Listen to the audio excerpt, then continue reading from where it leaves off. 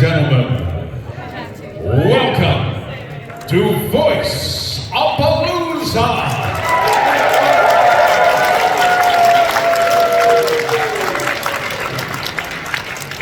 I'm Wes Johnson, you may know me as Shea Garnet sometimes, and this is Moana Jack! It does wonderful things like turns people into mud crabs and knocks over bottles of water on tables and panels. We have a great show coming up for you here today. And by great show, I mean, it's going to be all right. So, what we're going to do, what VoiceAPalooza is we're going to take a number of wonderfully talented voice actors. We're going to take some of the best scripts that are ever written. We are going to then maul these scripts. We're going to perform them as video game voices that you may have heard, or other characters that we may have, things that we have maybe not done yet. They will be voices that you are not accustomed to hearing. And also, we have these cards that you have written. That's right, this is a very interactive, just throw it on the table there, sir. Go, or drop it. Get the hell out of here. What are you doing? Drop it. Drop it. Give it here. On the table. Dear God, man, move on. All right. So, we are going to take these and we're going to just throw them out at random and occasionally cleanse them out and somebody's going to be shouting them out. We're going to be doing scripts from movies. We may be doing lyrics of songs today, dramatically read as only these fine actors can do it. And at the end of the day, we're going to be taking your suggestions, which means you have only yourselves to blame. Your suggestions to create a brand new video game that has never been seen, never been heard, and probably never should be seen or heard again, ever. We're going to make it up right here on the stage. But before we do, ladies and gentlemen, I need to introduce to you the talent that will be bringing everything to life here for you today. Sitting here on the stage, the person I wanted you to be first and foremost of everything. She is the one in power. She is the one who will tell you the king is a lie. She is GLaDOS, ladies and gentlemen.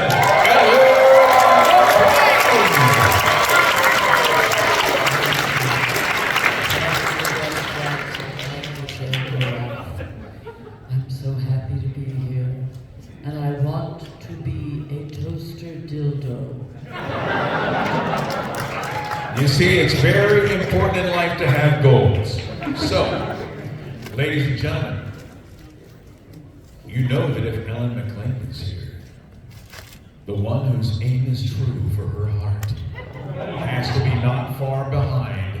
Ladies and gentlemen, I present to you an actor, a fine actor, also known as Sniper, John Patrick Lowry!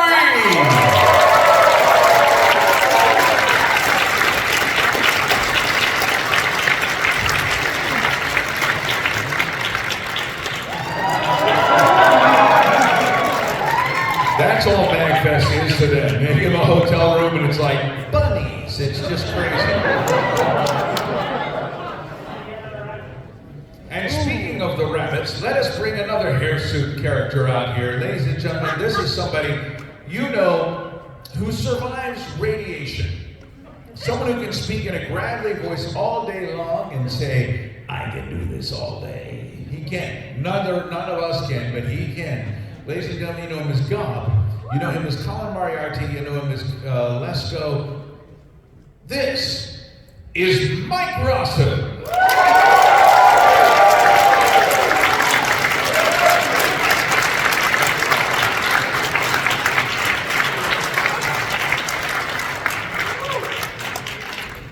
Grab a seat there, Mike. Come and join us.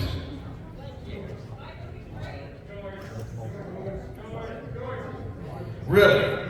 You think you know what I'm going to do next, do you? You never know what he's going to do next. I don't. I make it up as we go along. Well, ladies and gentlemen, you know this gentleman maybe from some games called MechWarrior. Neverwinter Nights. You know him as the voice of Count Buff Von Studhorse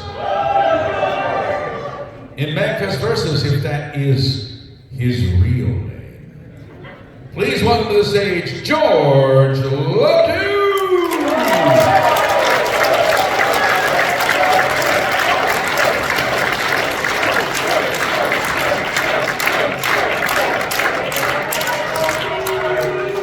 That's okay. You may fire them. Now,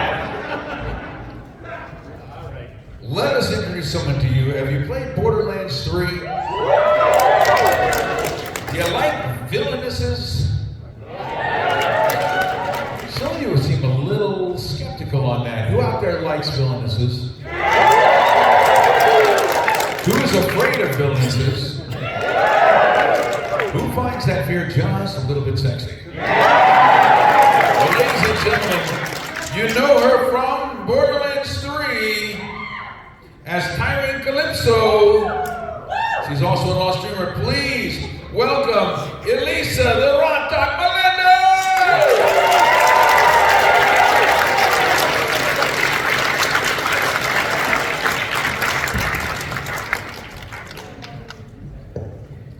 Now, this was the panel as it was originally designed, but we had a chance to bring out a special guest, someone you didn't know about before today.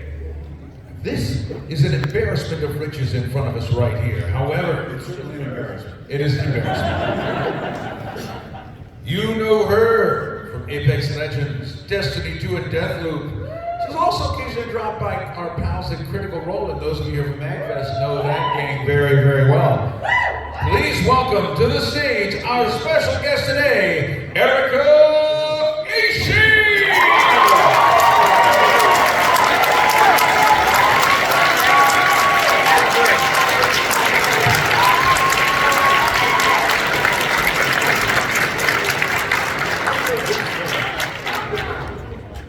Now, in front of us right here, we have this stack of cards that you bunch of Hemingways out there in the crowd have filled out already.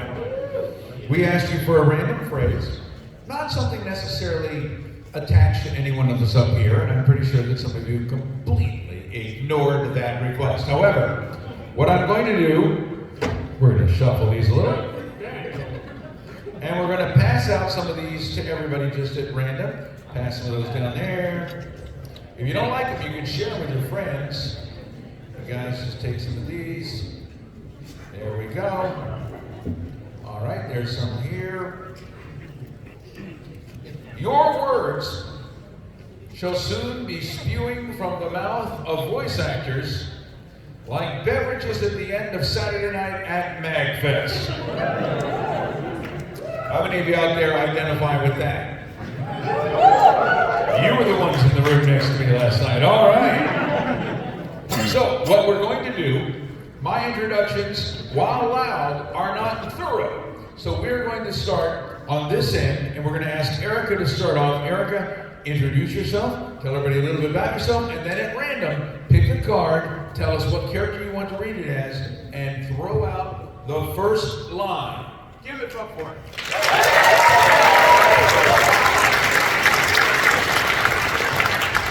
Hi, I'm Erica Ishii. Some of you may know me from the video games I'm in, including Destiny 2, Apex Legends, and also maybe you know me from Dimension 20 or... yeah, I'm gonna read somebody knew, somebody talked, and so now we have this line that I'm just gonna read in the voice of Valkyrie from Apex. The Apex Games, come for the revenge, stay for the beautiful women.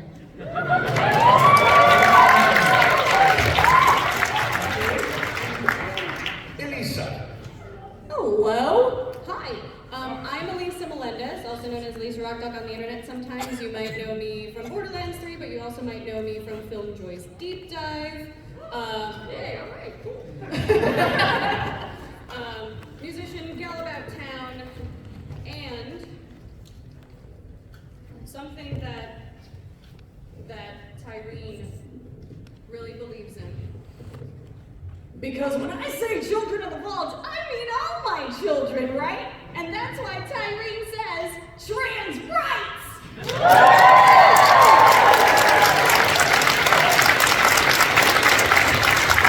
That was just 2 words. Some people write war and peace on an index card. That was just 2 words. No, it's okay. No, it's fine. It's fine. You did a nice job. It was wonderfully done. Now let's move on to George.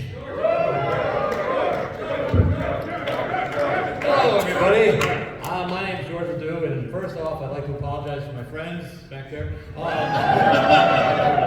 Anyway, yes, you may know me from some games. I started off years ago doing a game called Majesty. I was the royal advisor, and I talk like this all the time. Your Majesty, we must find a way to flush the toilets. That was one thing. Moving on from there, I was involved in many other franchises. Freedom Force, Neverwinter Nights. I did, what the hell's that game? Dying Light. Dying Light 1 and 2, yes, Dying Light 1 and 2. And most recently, I've done Evil West and Ghost Runner. Thank you. Okay, so all that means nothing. So I have a lovely thing. I'm going to read this as the wizard from the old game Majesty. I grow more insane with each passing minute.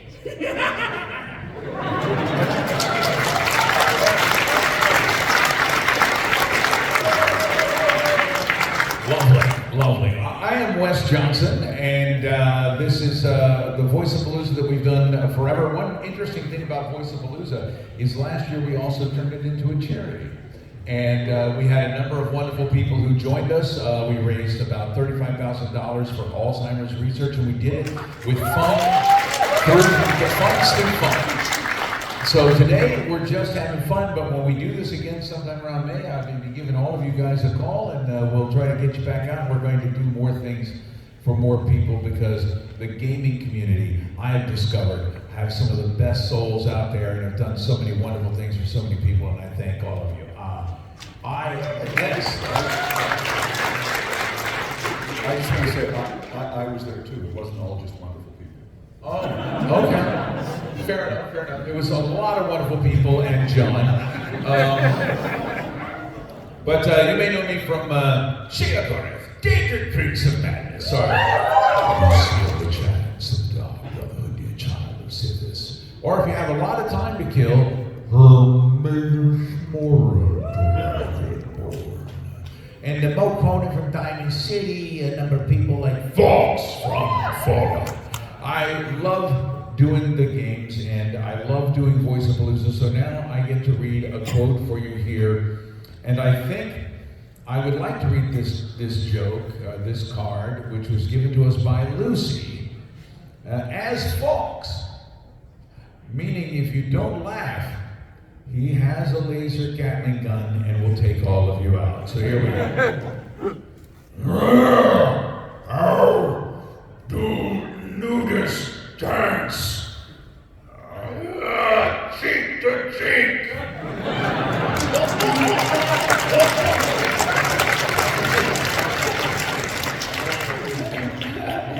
George will live.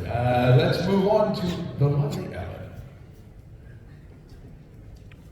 I'm Ellen McLean, and I'm the voice of GLaDOS, and I'm the voice of the administrator in Team Fortress 2, and I'm the voice of the turrets, and I'm the voice of Gypsy Danger.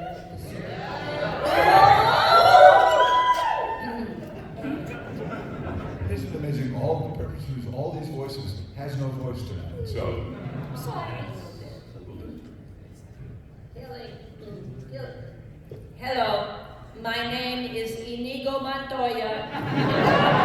You killed my father. Prepare to die.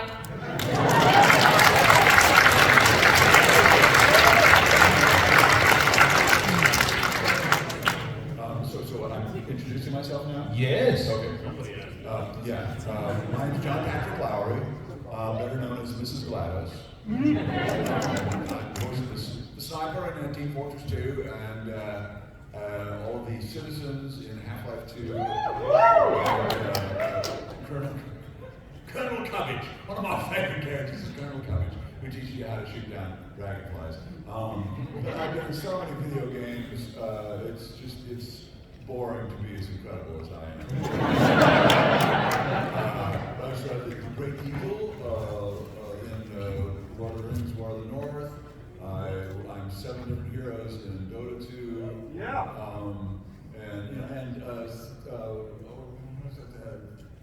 I forget all the names of the Fear 2 Project Origin. Thank you. And my favorite, Championship Bass Fishing. A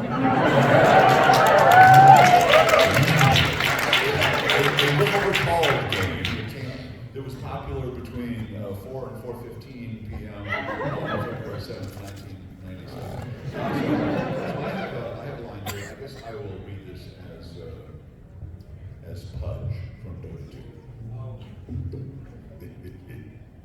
Oh, me to kick ass, cheap bubblegum, and no more out of bubblegum.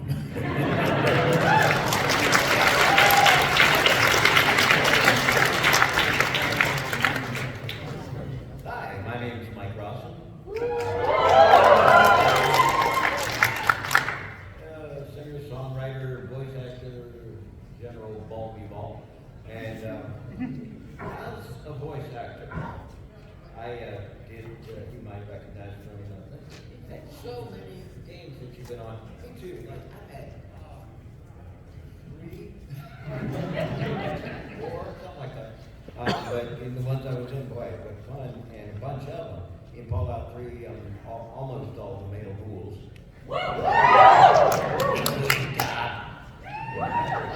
Thank you. It's very popular, and the friendly but dangerous Colin Moriarty.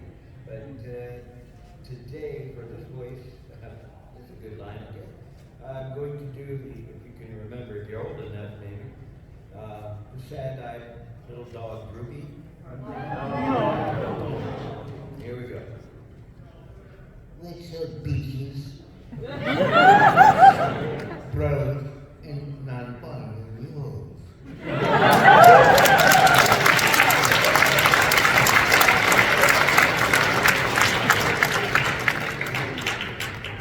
Now it's time for the destruction to begin. And I'd like to start off here by doing a little, basically everybody has done their interpretation of Batman. Currently, there are probably 4 Batmans running around out there. You've got a Batfleck, you've got a Keaton, you've got Pattinson. And more are going to be coming back. I mean, let's hear it for Kevin Conroy. Let's just...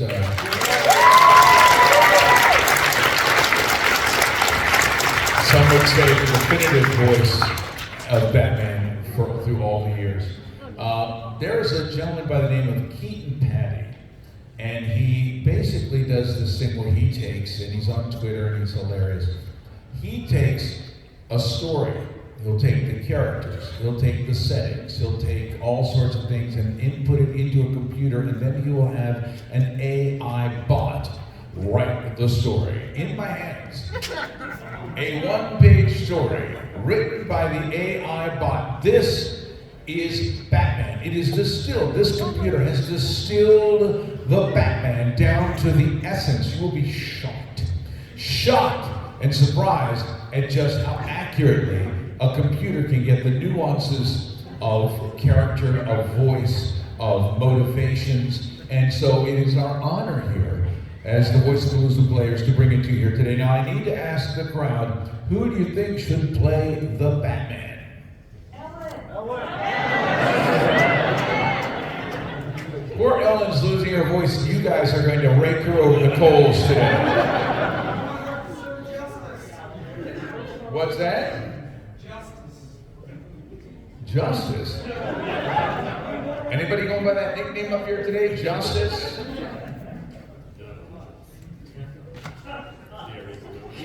There is no justice. Now, I'm going to do the narrator on this one here. I'm going to do the narrator. Let's go for between John or George, who is Batman? John? Well, I want Erica to be the Joker. So you be Alfred, the faithful butler. Perfect. Now, there aren't that many here, but there are going to be more scripts with more people in it. This is a very small cast in this one, because the computer, in its knowledge, knows just what is needed to make Batman come alive. So, we're going to begin this. The VoiceAPalooza players, the Batman. Interior traditional Batcave. Batman stands next to his Batmobile and uses his Bat computer. He's sometimes Bruce Wayne, sometimes Batman, all times orphan.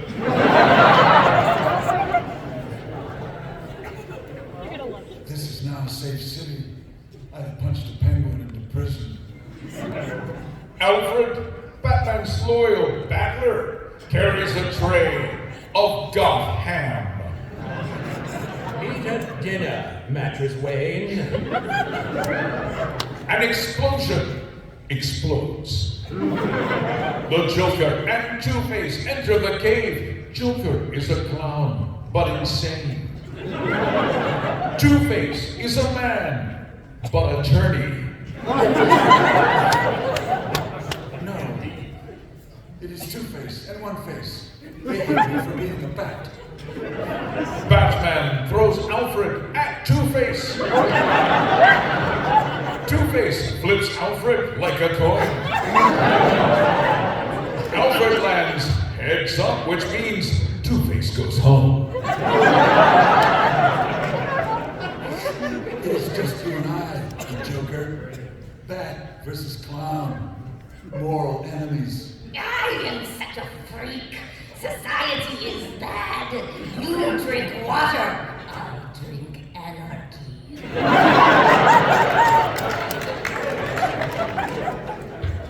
I drink bats. Just like a Batman looks around for his parents, but they are still dead. This makes him have anger. He fires a bat rocket. The Joker deflects it with his sick sense of humor. A clownly power. I have never followed a rule. That is my rule. Do you follow? I don't. Alfred, give birth to Robin. And now, ladies and gentlemen, the performance of a lifetime from George Ledoux. Alfred begins the process, since it is his job. The Joker now has a present in his hand. He juggles it over to Batman. Happy birthday, Birthman! Batman opens the present, since he's a good guy. It contains a coupon for new parents, but it is expired. This is a Joker joke. The end.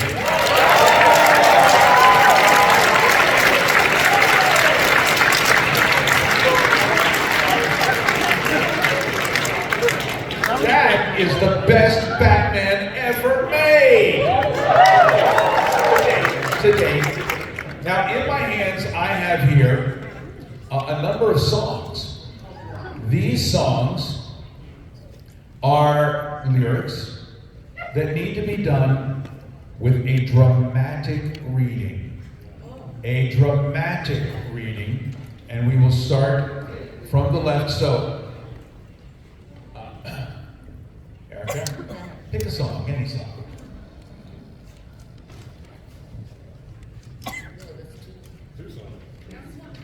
Alright, go ahead. Elisa, we'll reach in, grab whichever one you want. George?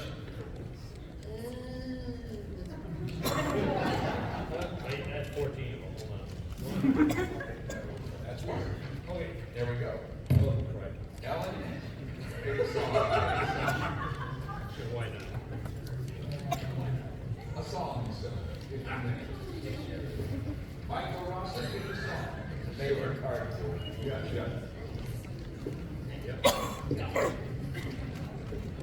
All right. And I will pull one. And I pull two. And they want to stick together. Here we go. Now, who wants to hear? Who should do a dramatic reading of their song first? Mike. first. So Mike, what song do you have there?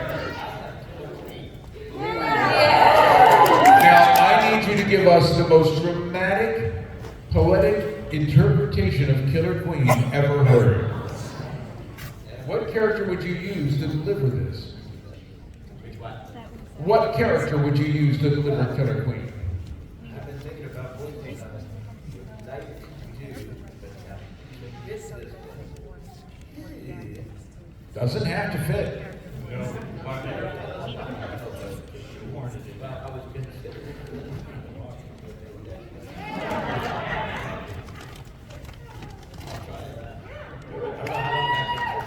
Stephen Hawking covering Queen.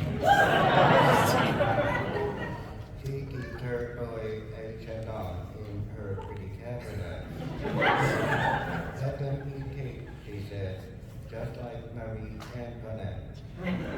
Built-in remedy for Khrushchev and Kennedy. Anytime an invitation you can't decline. Caviar and cigarettes, well versed in etiquette. Extraordinarily nice. She's a pure queen. Gunpowder gelatine. Dynamite with a laser beam. Guaranteed to blow your mind. Anytime.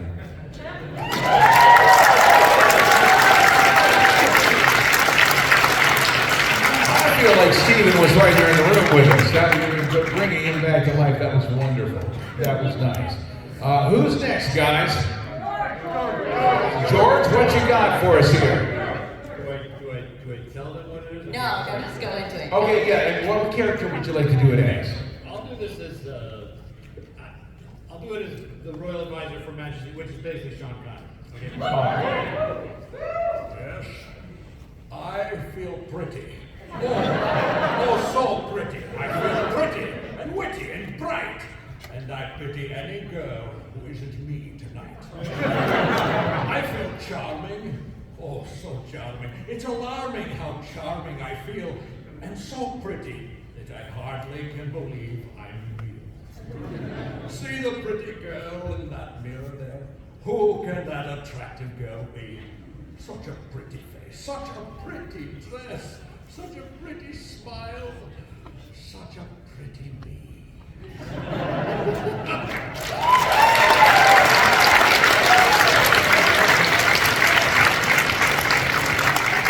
I like to think of Sean Connery doing that, wearing that Zardoz little one-piece thing. Who's next? What's that? Me? Okay, all right, let's see here. Oh, this is, well, I could do it as the Capitals voice. Is that what you want? Yeah. Like an arena announcer? Yeah. All right, here we go. When you were here before, couldn't look you in the eye. You're just like an angel. Your skin makes me cry. Like a feather in a beautiful world. I wish I were special. You're so fucking special. But I'm a creep. I'm a weirdo. What the hell am I doing here? I don't belong here!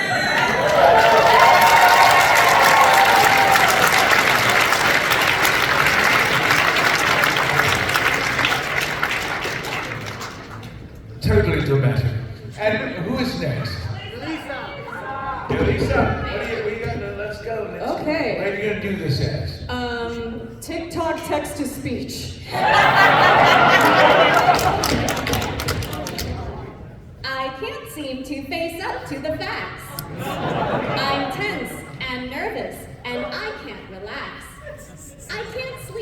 'cause my bed's on fire. Don't touch me. I'm a real live wire. Psycho killer. Kiss, kiss, kiss, kiss, kiss. Far, far, far, far, far, far, far, far, far better. Run, run, run, run away. Oh, oh, psycho killer. Kiss, kiss, kiss. Fa, fa, fa, fa, fa, fa, fa, fa.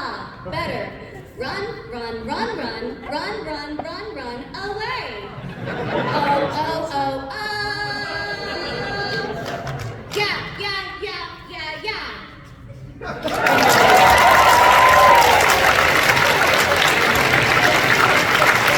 I know it's tempting after such a dramatic reading, but please don't light your lighters. We can set off the fire alarms in here. Okay. So now it is down between, we've got John, we've got Ellen, and we've got Erica. Erica, who are you going to read this as? I'm going to read it as Bubbles from the Powerpuff Girls. Why don't we do it in the road? Why don't we do it in the road? Why don't we do it in the road? Why don't we do it in the road? No one will be watching us. Why don't we do it in the road? You put this in here. Someone is going to jail.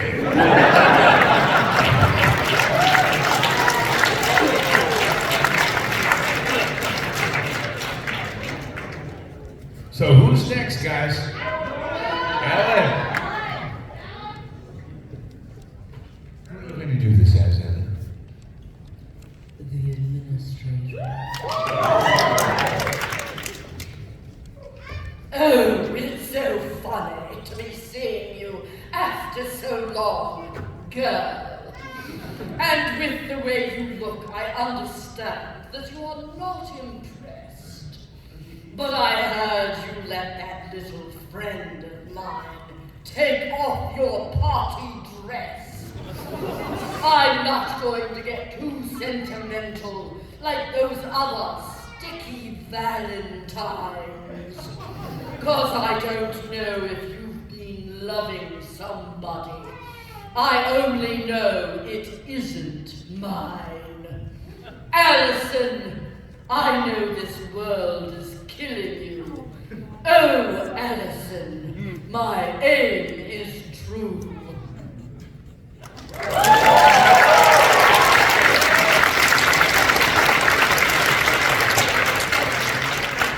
So we have John. Good choice. I will be reading this as Eleanor of Aquitaine, portrayed by James Mason. If I should stay, well, I would only be in your way, and so I'll go. And I know I think of you each step of the way. And I will always love you. I will always love you. Bittersweet memories, that's all I'm taking from here. Goodbye, please don't cry.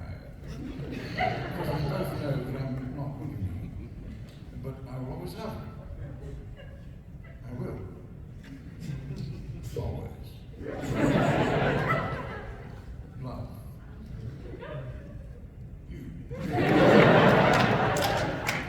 And I hope life will treat you kind, and I hope that you have all that you ever dreamed of. I do wish you joy, and I wish you happiness. But above all this, I wish you love. I love you. I will always love you. I will always love you. I will always love you. I will always love you. I will always love you.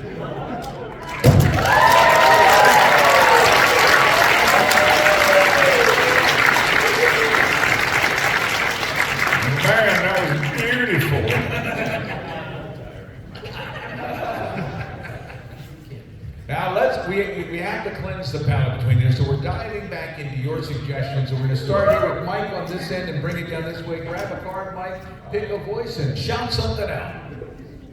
Well, it's inevitable I'll be doing the top-notch foreign fight.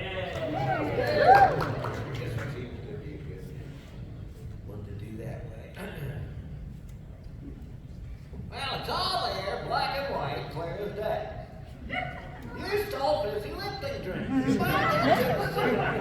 which has to be washed and sterilized so you get lovely. You lose. Good day, sir.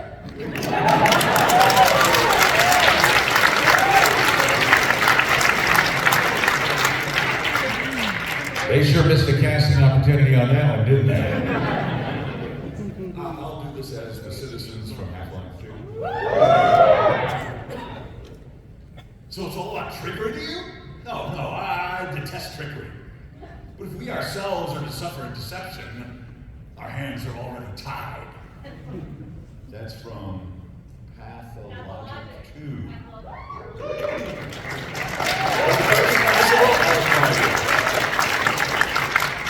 That was a round of applause. That wasn't even applause. That was just one applause. But it was perfect.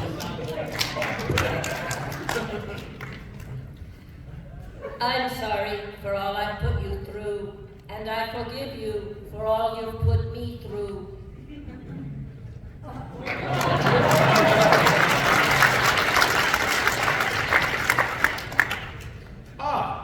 This one I will do as Sheograph. Officer! I drop kicked that child in self-defense!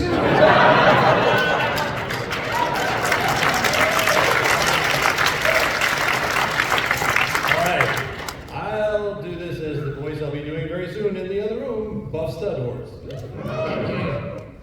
Do you know who you are? You are what you is. You is what you am. A cow don't make ham.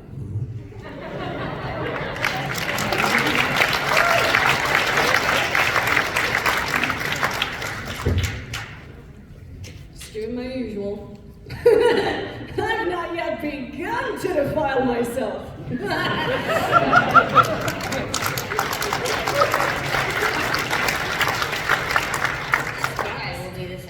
Rendition of that, man. Half-Life 3 confirmed! Nobody linked that to Kotaku. I do not represent anybody. Now, guys, it's time for us to go back to another script, and this one I want to go back to a classic. I know they remade Wrath of Khan as Into Darkness, and it just wasn't quite the same. So, what was it missing? I was missing Leonard Nimoy, but mostly it was missing that Shatner verve. So let's go back to the early 80s when Wrath of Khan hit the theaters, and all of us were able to get that straight injection of ham directly into our jugular veins, and we loved the salty taste of it. Now, you could do this as every different character. Bones, McCoy, all of them with their own individual personalities. And yet, I think this one would be best portrayed dramatically if every actor within this scene was a graduate of the William Shatner School of Acting. Now, we are going to start, guys, on 216 on the Reliant Bridge. Now, who is Khan? Shout out. Ellen, you are Khan. Ellen is now Khan. Who is Dr. McCoy? Elisa? I do have a PhD. All right, Elisa, yes, the rock doc has to be the doc. Never lets us forget that. So, It's expensive. you are Bones. You are Bones. Who is Spock?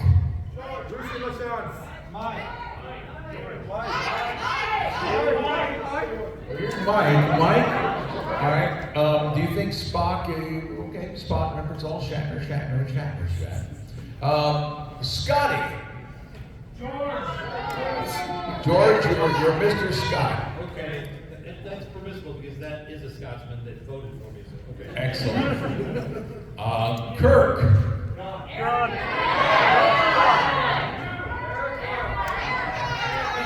Erica, you are Captain Kirk. Savik. Me? I am Savik. Okay. Who is Savik? Empty bags. Oh, well, we had Chekhov.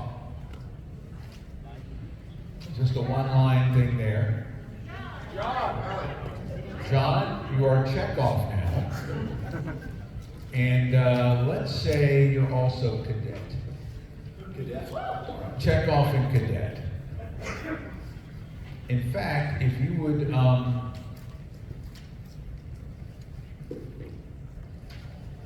I could be the narrator, and you could be. What do you want to do about it? You've been talking a lot. got a coin? Got a coin? No, nor do I have. Nobody carries coins anymore. No one carries anything like that anymore. All right, rock, paper, scissors. Okay, whoever wins is the narrator. Whoever loses is all the other little characters, Savik, Cadet, and Chekhov. You ready? All right. You are the narrator. All right, we are starting on 2:16. That was lovely music. You want to start us off with that real quick? Ladies and gentlemen, well, VoiceAPalooza players present Wrath of God.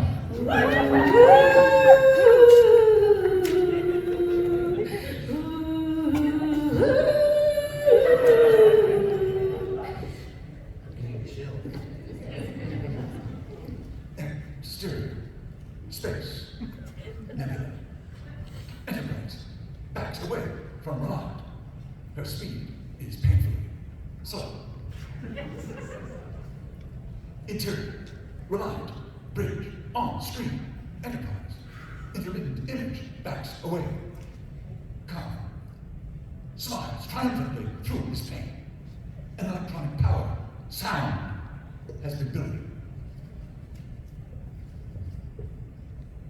No.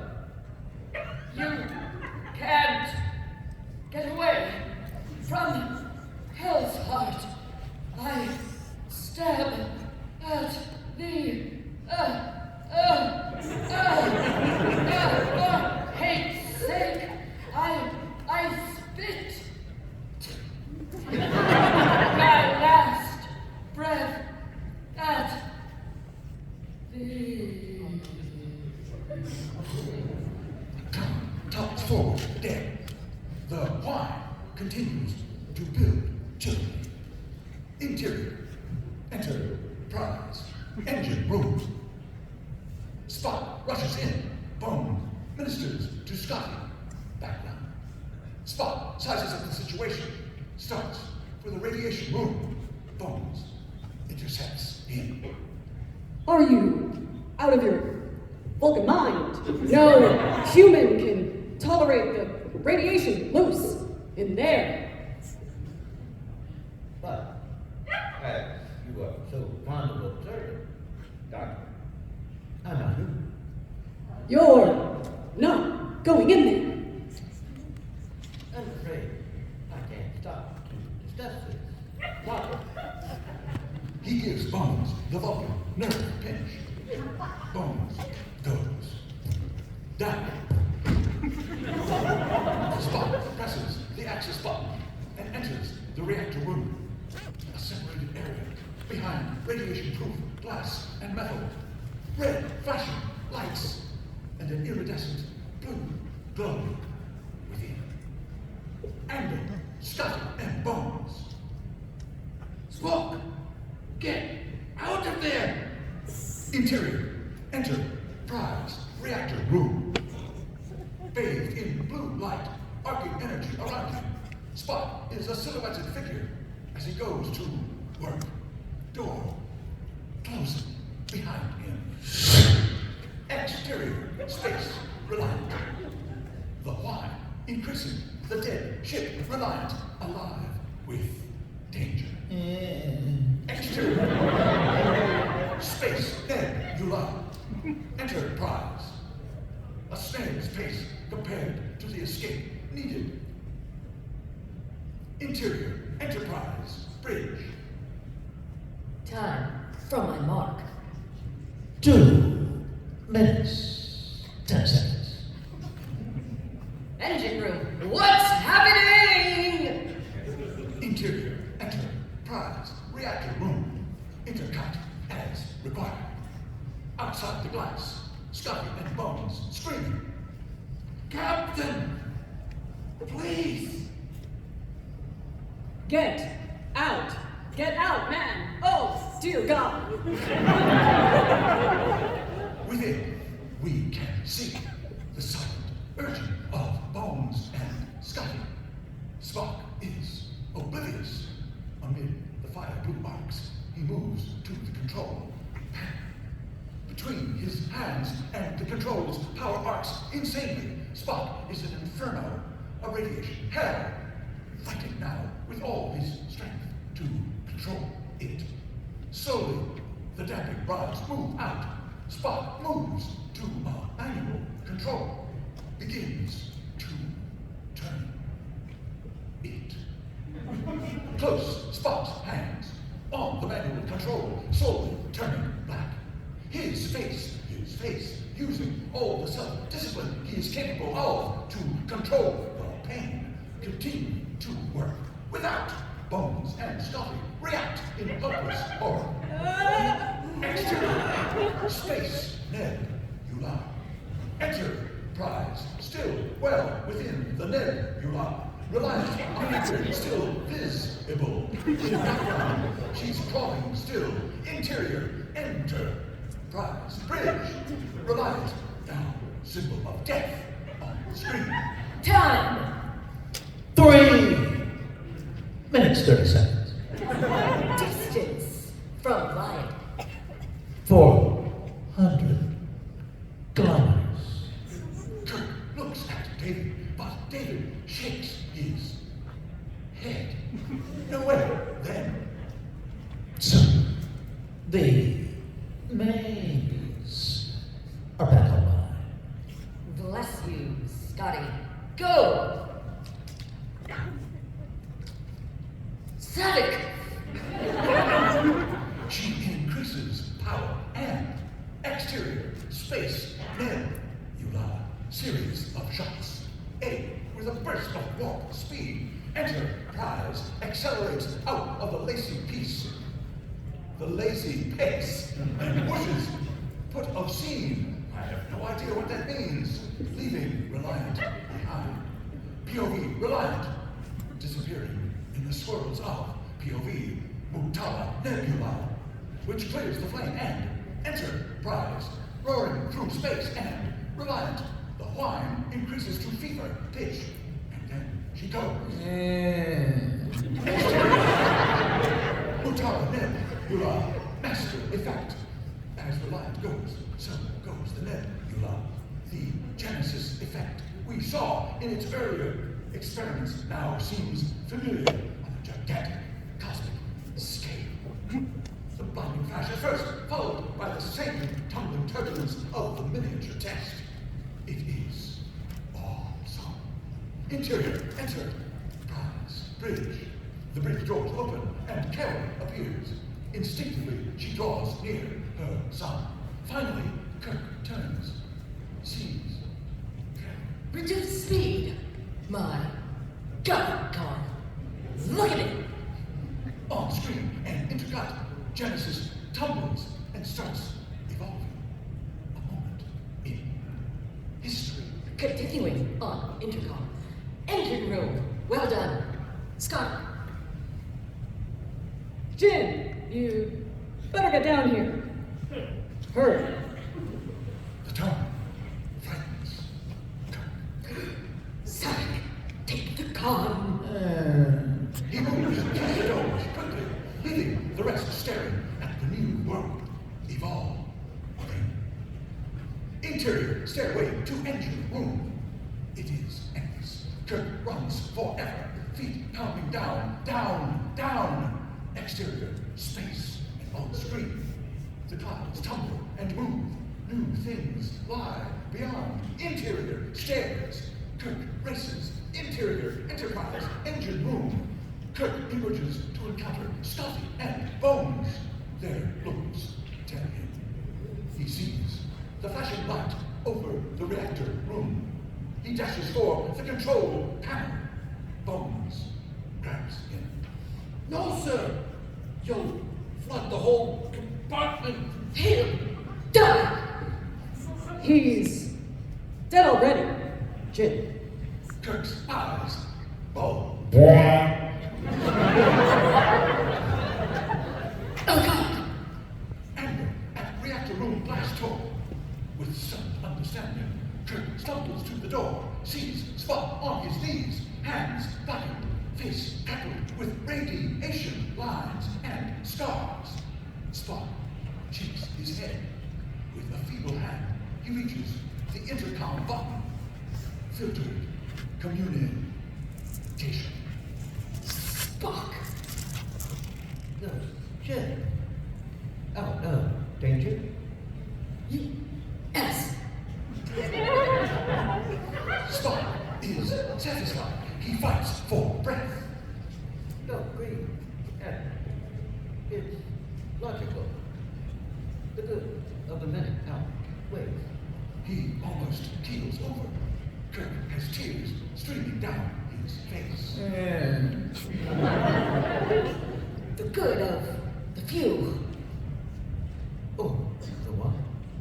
He props a hand on the glass to support himself.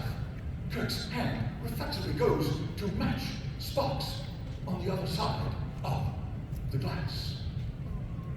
I never took the Kobayashi Maru test until now. What do you think of my solution?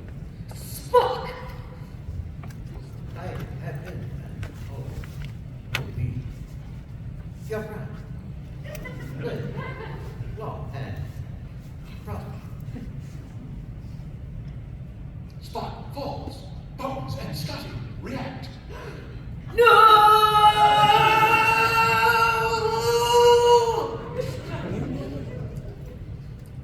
And you've got to see this. There's new life. A whole new world, a Genesis world. But Kirk is past hearing or caring. He is huddled up against the glass. Destroyed. Bones looks on, helpless. Exterior, space, Ned, you love. Enter, prize, backs away from... No, you're starting again. We can't do this. Now, see, this is the answer. If everyone had been played by Kirk, the original show would have been lasted 8 seasons. It would. The first episode would have lasted 8 seasons.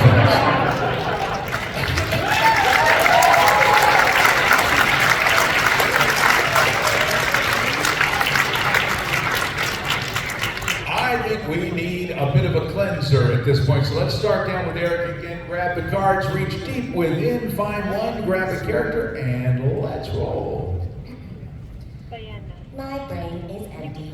There are no words that come to the surface for this situation. Performance anxiety in my underwear in a classroom.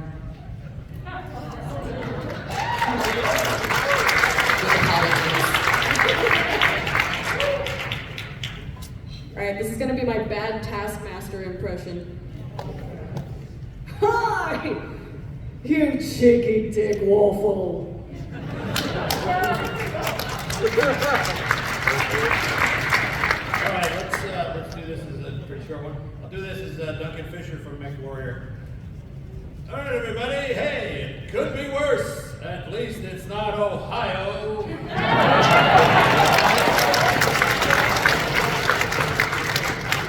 I'll do this one here as the most romantic of characters, the Imperial Guard. Ferocious love blooms with each new spring. Thanks to you, I am settled with unnecessary fear.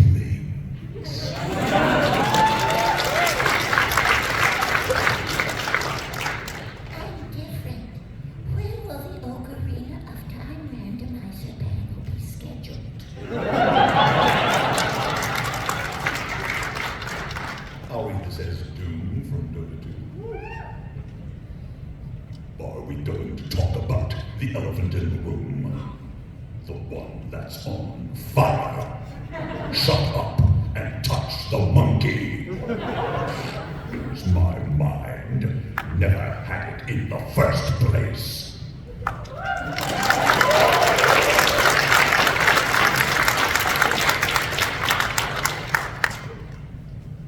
Well, I hope this voice needs no introduction. If God had wanted you to live, He would not have invented me!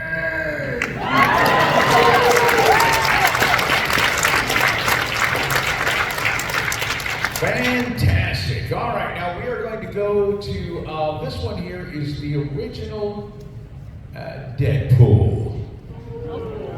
And I need to know who is going to play Wade in this one.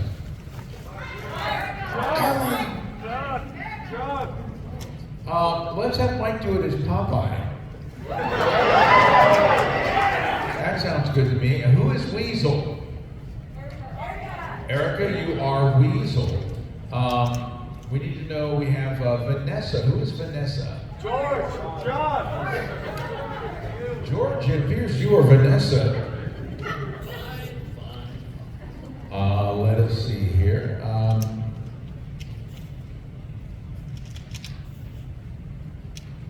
La-di-da. Okay. Oh, you are. No. Vanessa as anyone you want, but please, George, make it sexy if you wouldn't mind. Yeah. Let's go with. I would have you attack you here to do the narration on this, John, but you just spent about 400 minutes doing chat with us. I'll take the narration on this one, and we have one line for a mercenary. Who is Wade again? Popeye. And who's Weasel? Erica. So let's get you, Elisa, to do the mercenary. Just the one line there. But it's a very powerful one. No pressure. All right. So Bob. I did a little Bob. I could do Well, then you can have our mercenary then. How about that? You want to be mercenary? Okay. And John, you take a rest on this one because you earned it. Let's hear it for John on that.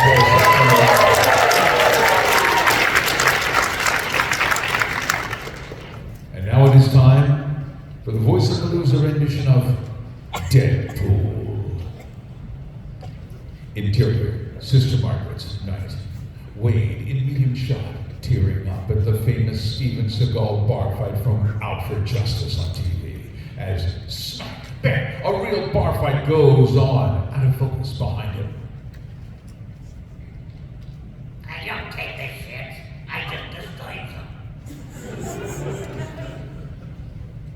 What? What?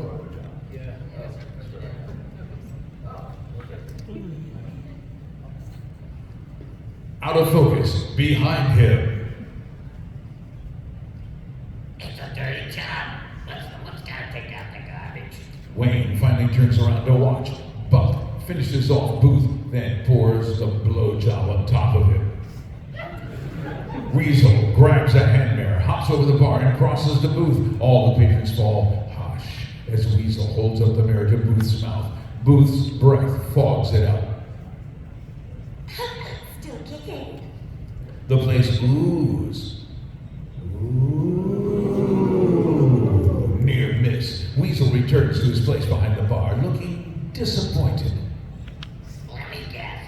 You got booked in Sister Margaret's Deadpool. See about that.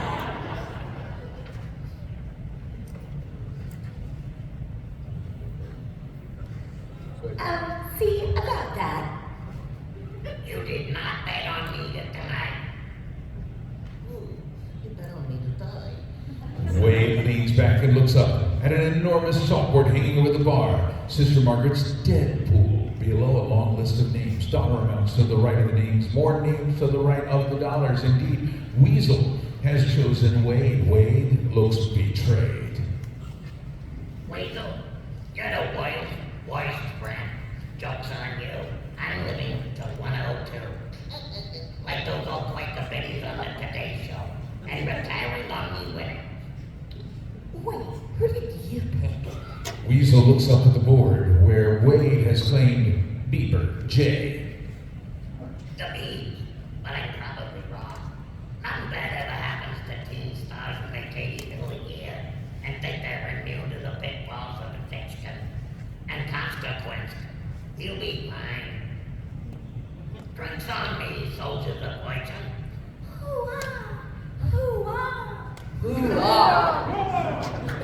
Ladies and gentlemen, Ellen McLean as the Mercenaries.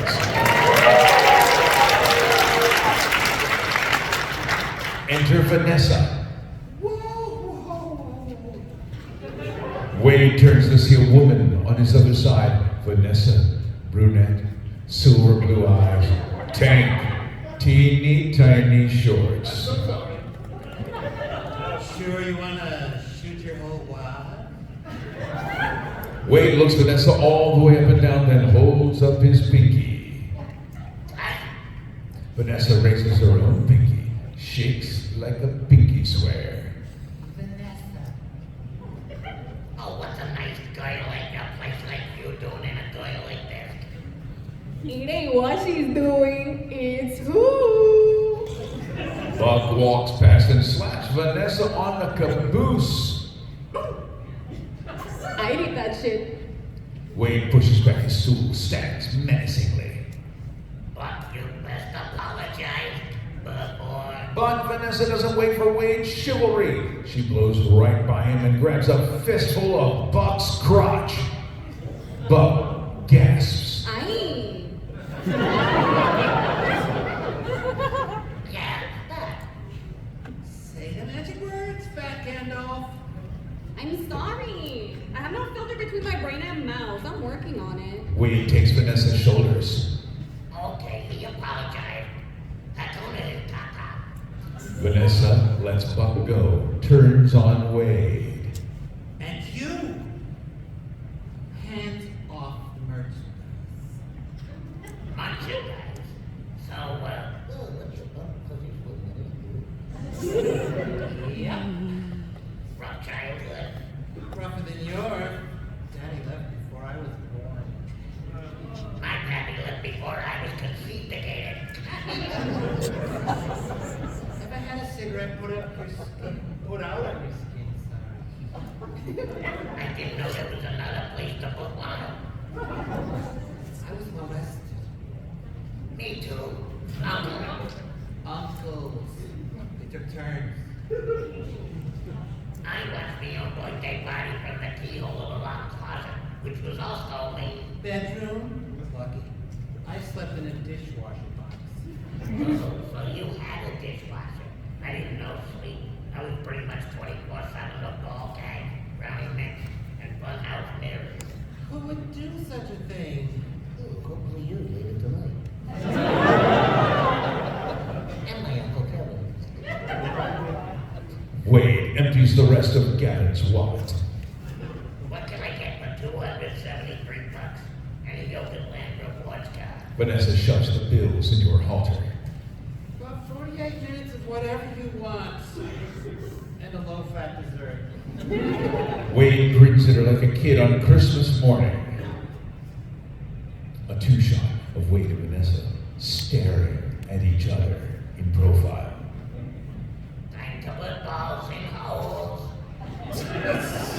Reverse angle to reveal two skee-ball machines in the arcade. You people have dirty minds. Wade inserts tokens and balls clump down. Vanessa looks half amused, half weirded out. You said whatever I want.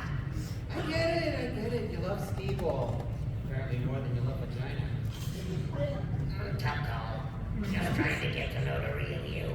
Not the plunger neckline, short, two-dimensional sex object that'll pay Hollywood. Wade slowly turns the camera, reverse angle to his POV. A 10-year-old boy stops in his tracks, his gaze moving from Vanessa's plunging neckline to her short shorts. The little boy says, Nice tits.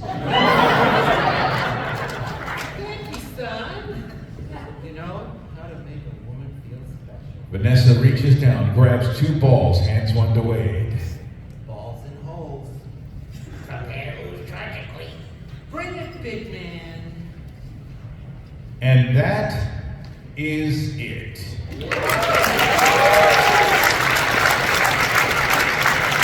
How many people are now disturbed? Let me see by the side of your hands. Lovely, lovely. It is now, you think that's disturbing? Let's see what happens when we go back to your suggestions once again. We're going to start with Mike down on that end. Go ahead, Mike. All right. For those of you who remember, most of my impressions are rather dated, but I think you'll remember this guy, Paul Lynde. If you would want a rain, but you must first deal with the rain. This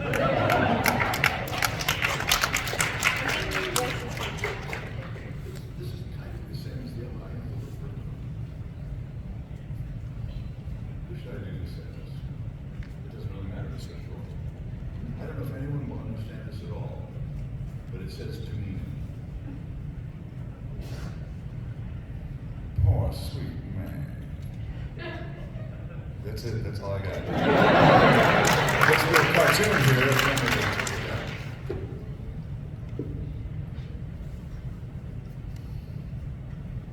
The administrator, because that's all that's left.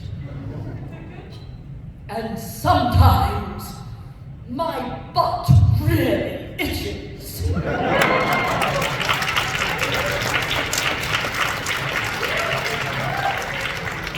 How about Mo Cronin from Diamond City, you know? Yeah. Paint me like one of your French girls, Jack.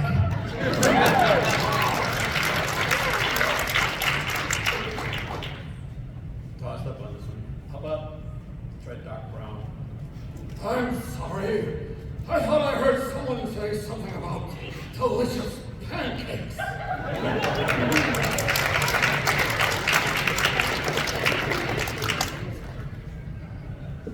Alright, real villain hours. I'm gonna be honest. Breaking Bad was mid at best. Okay.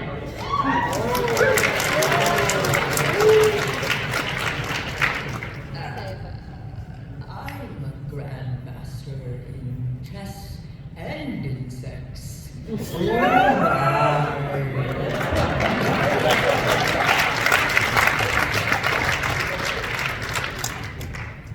All right, ladies and gentlemen, we've come to the portion of our show where we're going to reach out and get suggestions from you, the audience.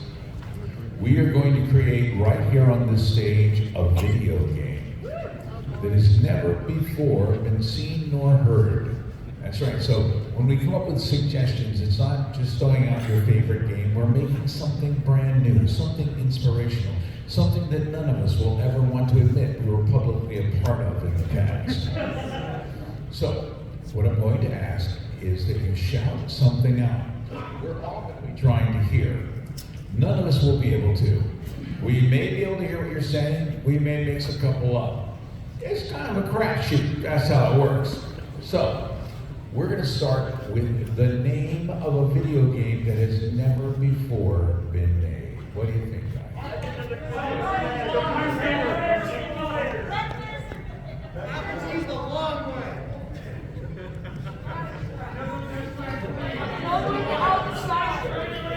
Okay, I heard a couple of things and it mixed up in my brain and said, Legends of the Disco Garbage Truck.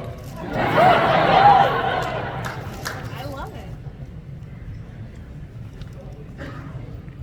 Legends of the Disco Garbage Truck. That is the game we're going to be playing, and you'll want to play it.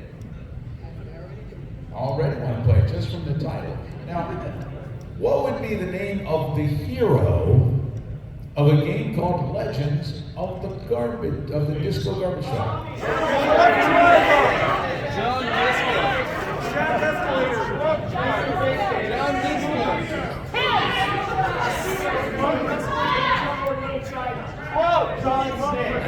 Somebody said garbage. Some say garbage itself. I also heard Danny DeVito, which kind of mixed in together, the two of them together.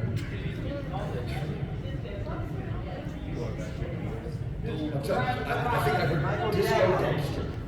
Disco, that would be a villain. Can't you just see his loyal secretary going, I think that's a sidekick. I think there's a sidekick named Disco Dumpster. that's why we would never won the award as a novelist. That's true.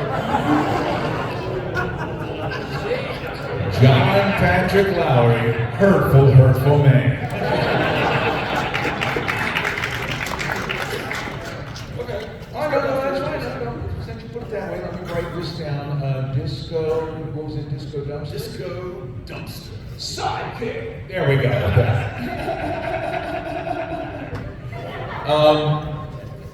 Now, I did hear Dick. What's that? Amongst yourselves. And we did have the hero there. What would the hero's name be? How about Disco Danny DeVito? Disco. We keep it disco related. His sidekick is Disco Dumpster. Disco Dumpster. Yeah. He only hires people with his own first name.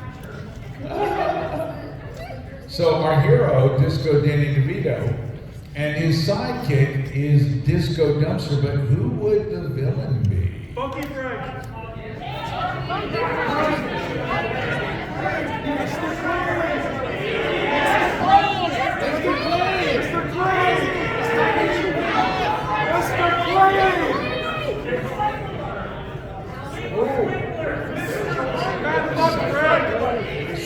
The Recycler.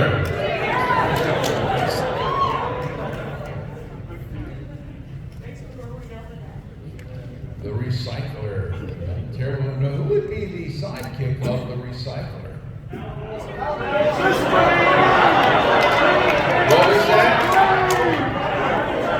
Al Gore.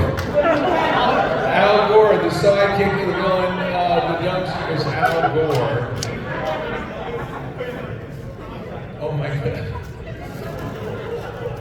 Now, where does this take place? Is there a certain city? Where does this happen?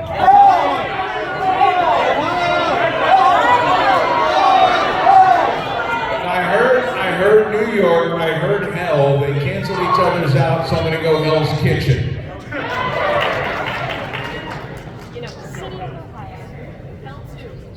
Hell's Kitchen. Now, I need 3 everyday household items. A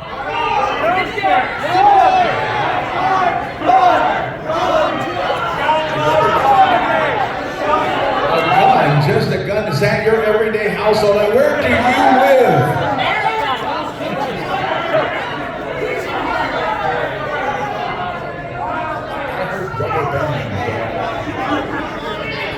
Okay, the one guy over there said gun. I'm not going to go with that, but I will take rubber band gun. Rubber band gun. Rubber band gun.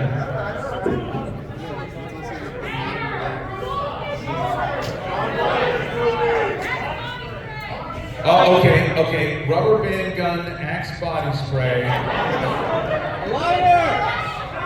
Is that an everyday household item for you as well? Can the people around him attest to that fact? Tell me if their eyes are watering. Are their eyes watering at this moment? Let me get another everyday household item. Did you say fleet? Bleach? Okay, I'm just going to make that a bleach fleet enema.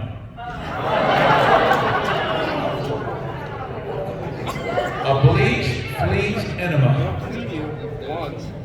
When you really want to clean yourself out. A bleach fleet enema. That truly is an enema of the That fleet. sounds naval.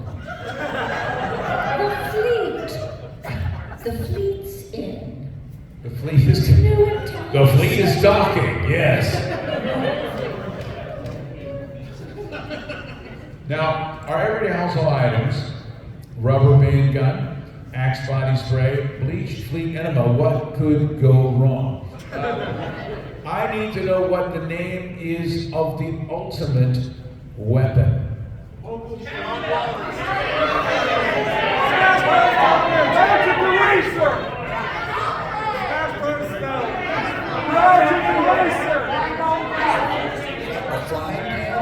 Well, I heard a local, somebody before, and then I heard a shrimp, and then I heard a racer.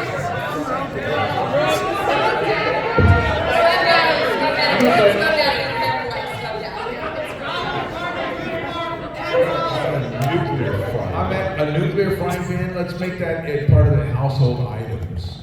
The nuclear fire. Nuclear frying pan. Really, why didn't we get Scrub Daddy when we were looking for names?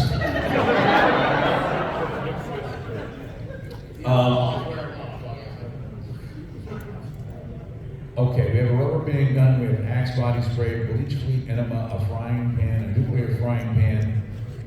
Those are the things there. I think we should just add one more everyday item and make a Scrub Daddy.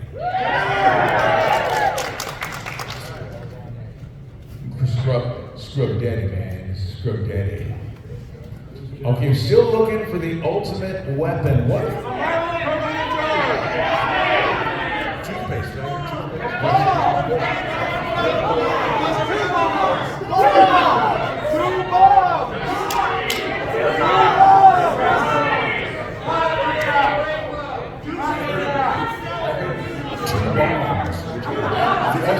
And I heard a douche as well.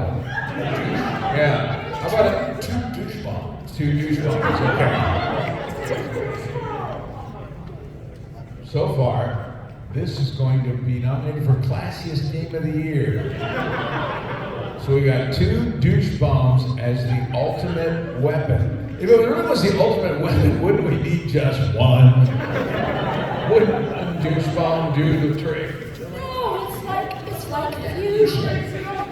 It's like atomic fusion. Atomic fusion. Two douche bombs coming together and creating more Now, energy. It turns out we have both the penultimate and ultimate weapon. name a musical instrument.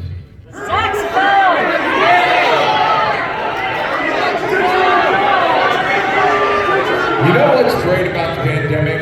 Your shouts are so much more intelligible with masks over your face. I think the first thing I heard as a musical instrument was a dog. Okay, I'm going to put musical dog. There will be a musical dog in here somewhere. Toby. And so let us see. We have the disco version. Now,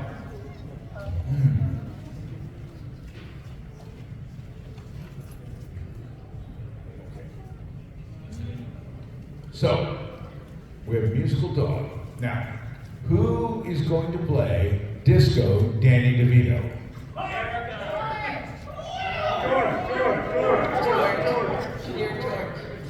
George is Disco Danny DeVito. Who is the sidekick of the hero Disco Dumpster? John, you are now the Disco Dumpster. The one thing that you didn't want to be is the sidekick. I think that Disco Dumpster still believes he's the hero. So Every sidekick believes he's that's very true, very true. The recycler, the villain, the recycler.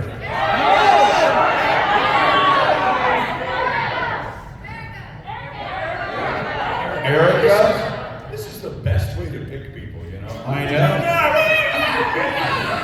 That was a hell of an impression. Al Gore, the sidekick. I want to be Al Gore. Ellen wants to do Al Gore. Let me tell you something, and I think John will agree with me. When Ellen wants something, you give Ellen what she wants. I'm still alive. Now, I need to have the two douche bombs are sentient. So who is the douche bomb? No. I'm going to find out where you live. I'm sorry. Yes, they're sentient. I would like Mike Rawson to be our musical dog. Mike, did you bring any equipment with you? No, it's too late. If you're just going to have to sing, my friend, as the musical dog. So we've got John, Ellen, George. I would imagine Can I get Elisa? Yes. Can you play two separate characters that are joined at the hip? Sure. You are the douche bombs. We are the douche bombs. Yeah, it's wonderful. I would imagine they maybe would form a lovely act with the musical dog or something. All right, so here we are. We are in Hell's Kitchen. This game is entitled Legends of the Disco Garbage Truck. We're going to be looking for a scrub daddy, a rubber band gun, Axe body spray, a bleach fleet enema. Don't try that at home. And a nuclear frying pan. Ladies and gentlemen, VoiceAPalooza presents for the first time anywhere, and the last time anywhere, the game, Legends of the Disco Garbage Truck.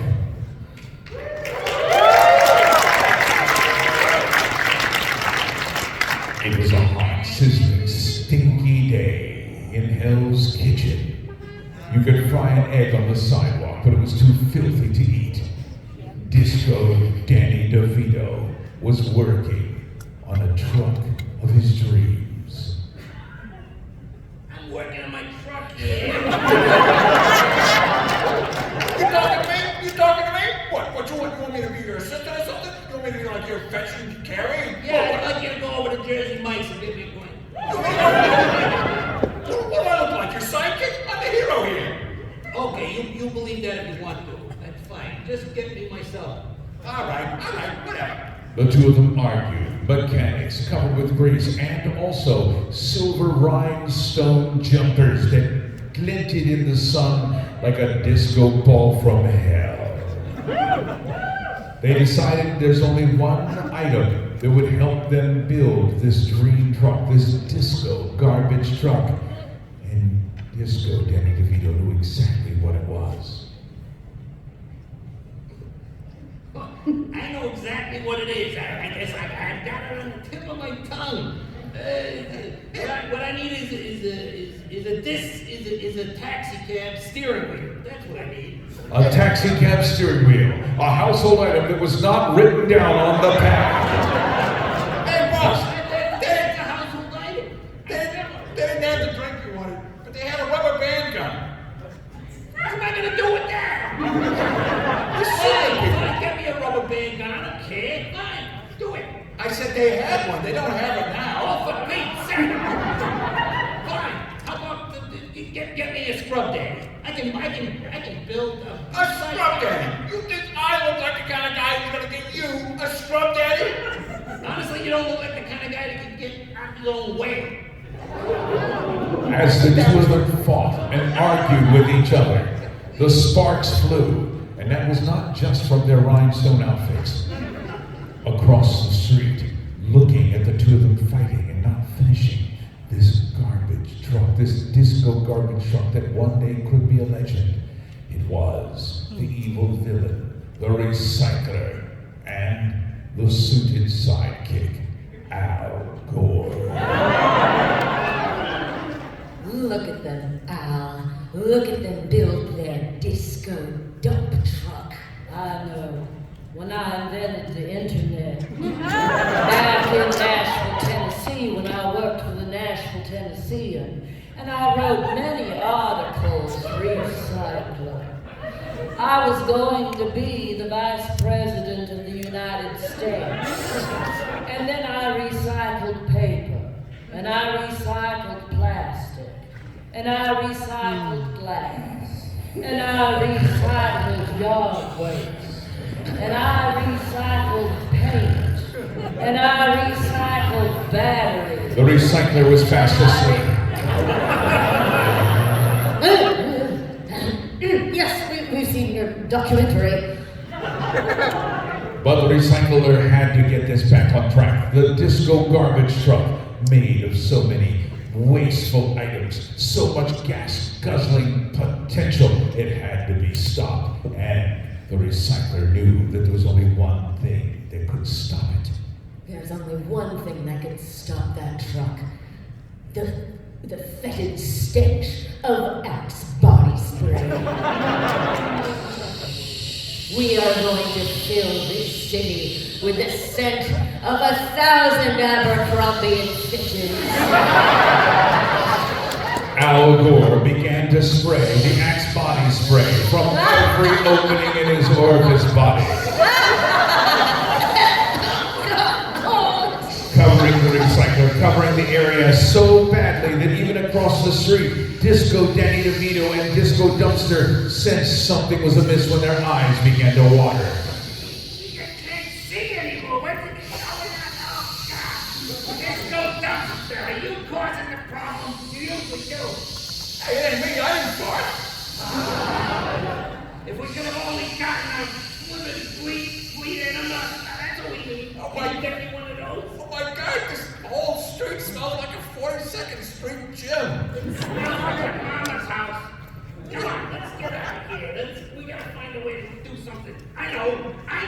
What we need is a nuclear fry pan.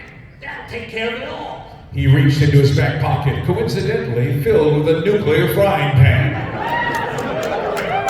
It was time for action. Disco Danny DeVito and Disco Dumpster had to defend not only the disco garbage truck of the future, but their own lungs. They spotted the recycler and Al Gore across the street, still spraying fumes.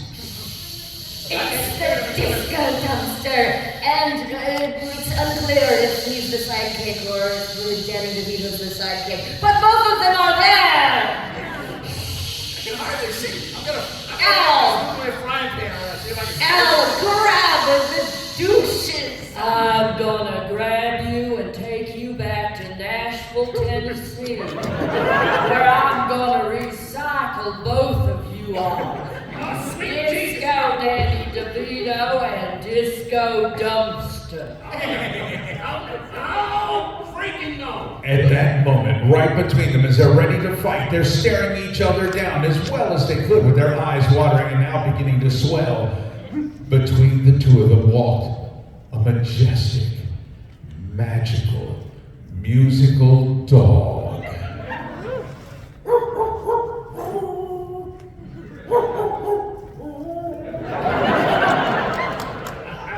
What the hell is that? I can't believe what I'm seeing. Yeah. Wasn't that a song by Sting? I don't know. Somebody needs to pick up that dog's poop in a green plastic bag and dispose of it effectively in the garbage.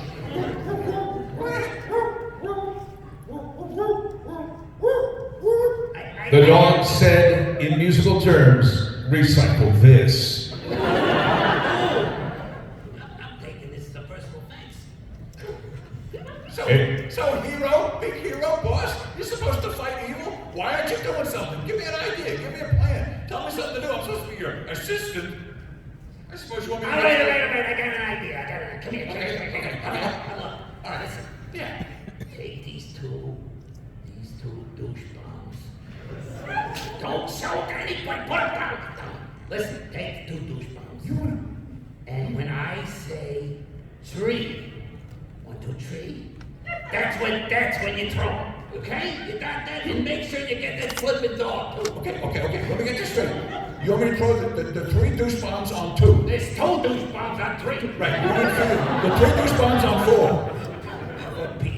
How many douche bombs are there? 4 and 5 is 9. Never mind, I'll throw it myself. Okay. The arguing became so intense that the douche bombs became sentient and had to say something. I'm Sativa. And I'm Indica. We're the douche bongs, I guess. And are we supposed to like save the world or something? What is that? I'm beside myself with discontent. I don't understand. How could they destroy and blow up the douche bombs when they were sentient? How could they dispose of the evil that stood in front of them, the recyclers, and of course, the musical dog with the lovely, lovely voice?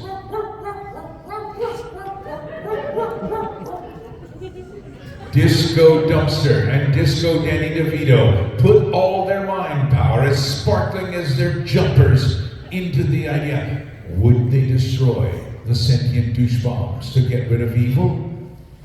I'm gonna take this nuclear frying pan and beat those two sentient douche bombs over the head with them until I do something to fight evil. Because there's too much evil in the world. And what about Nashville, Tennessee? That's not a real place. Come on. I'm totally confused. I really am. I think we should have just gone with the scrub daddy after all. All right, I'll go down to the CVS and get your friggin' scrub daddy. No. Look, what do you guys want to do? The sentient douche bombs. You want to save the world? What, you're asking the ultimate weapon its opinion? Are you out of your mind? It's an ultimate weapon. You know what ultimate means? That means last. The last weapon. There aren't going to be any more weapons after this because they're going to blow the place up and there's not going to be anything. But douche bomb was trying to get a line and was ultimately frustrated. Look, I can focus for like about maybe an hour and a half just on this one thing. So you're concentrating. Wait, what are we doing again? Wait. The musical dog grew closer to the douche bombs. It began to sing. We're gonna have two musical douche bombs. The two of them began to sing together, the dog and the douche bomb. Hey, let's save the world. It was Their uninspired. sonic bath that they're creating is our one weakness. I'm so hungry. But Al Gore had seen this before and knew that this was a combustible combination. Stand by your man. The three of them all singing together. Danny DeVito. And they make Saturday Night Fever. Disco Dumpster was trying to have a Saturday Night Fever when suddenly the dog lifted its leg. The douche bomb became rained on. Al Gore continued to sing. And then...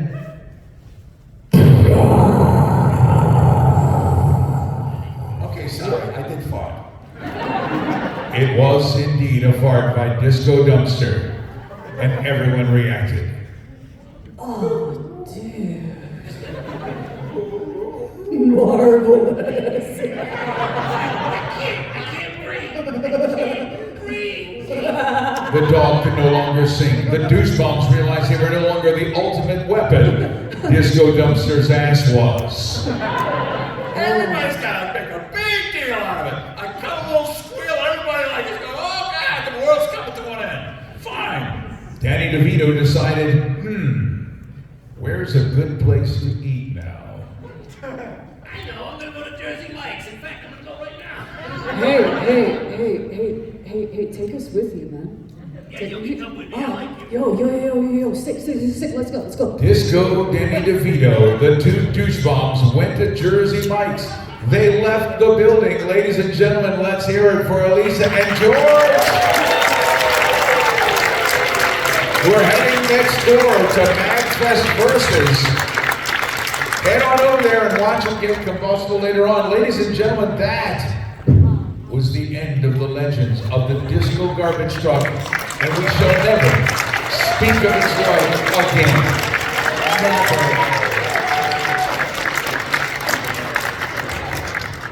Well, folks, we have 3 whole minutes left.